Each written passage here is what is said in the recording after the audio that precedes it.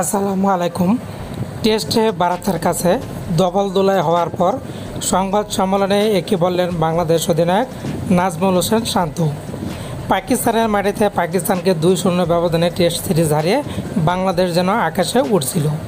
এমন বদলে যাওয়া বাংলাদেশ থেকে দেখে ভারতীয় অনেক খেলোয়াড় কিন্তু ভারতকে সতর্ক করেছিল, বাংলাদেশকে অন্যভাবে নিয়েছিল, কিন্তু তার মর্যাদা রাখতে পারল না বাংলাদেশ।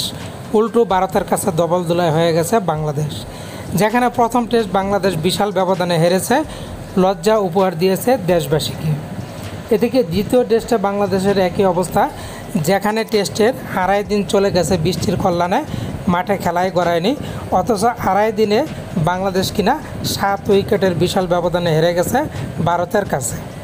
লজ্জাজনক পরাজয় জুটেছে বাংলাদেশের কপালে। আর এতে করে 2 ম্যাচ টেস্ট সিরিজ 2-0 ব্যবধানে হেরে গেছে বাংলাদেশ। হারের ব্যর্থতা 16 কল্লা যেন পূর্ণ করল বাংলাদেশ। এদিকে বাংলাদেশের হারের পর সংবাদ সম্মেলনে একই বললেন বাংলাদেশ অধিনায়ক শান্ত। তিনি বলেছেন যে বাংলাদেশে হারের পেছনে সবচেয়ে মূল কারণ হচ্ছে ব্যাটাররা।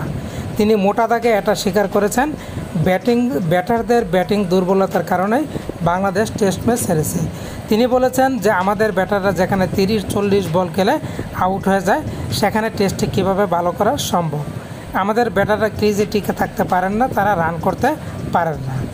এদিকে তিনি বলেছেন যেখানে প্রথম টেস্টে ভারতীয় 2 অলরাউন্ডার রবিচন্দ্রন অশ্বিন এবং রবীন্দ্র জাদেজা যেভাবে একটি চমৎকার পার্টনারশিপ গড়েছে, তখনই ম্যাচের পার্থক্য গড়ে দিয়েছে।